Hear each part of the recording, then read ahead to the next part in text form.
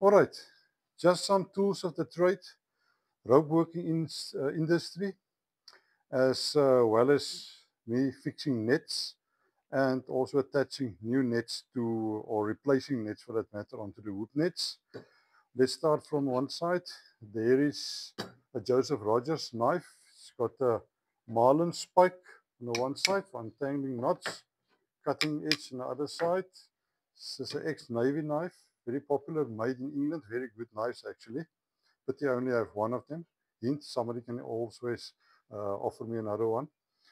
A lighter, just to burn the ends of twine when you finish, just to keep them from unraveling. Insulation tape, always important, especially when you're splicing on ropes. A needle, always very helpful. Right, and then from the one side I can start. This is two homemade fits, also just for rope working, pulling ropes through when splicing. Different sizes of needles, different shapes, especially this one. Uh, Always important to have different sizes twine as well. Depends what type of work you do. Unfortunately, when you're an AB on board a vessel, or a bosun for that matter, it's always handy to have all different types of twine readily available. Else you have to run around or send 5 crew members, which never appear with the correct one. Then different sizes of fits. There's a very small one, slightly larger, very large one. I'm using here as a pointer actually a wooden fit. Apparently it's now very expensive. I don't use it that much anymore. Used to be well used before on very new ropes, which was softer. This is Selma fits, different sizes of them. Mostly used in the yachting industry.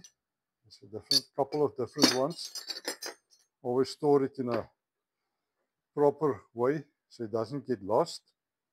There is much smaller fits.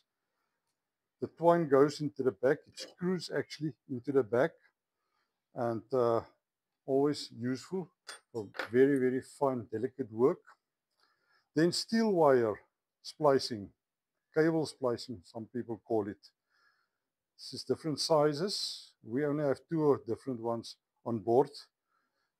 You can use it also to untangle very, very stubborn knots on normal rope, but it's been made mostly for a reason of using it on steel wire splicing. It's not a one-man job. This is usually two guys operating or three guys at sea when you don't have all the proper equipment. Uh, I'm always joking about this specific big one, big enough to stop Dragula.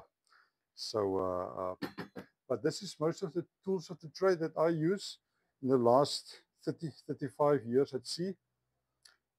Obviously, there is much more different tools that you can use as well. This is the ones that I carry around with me to get things done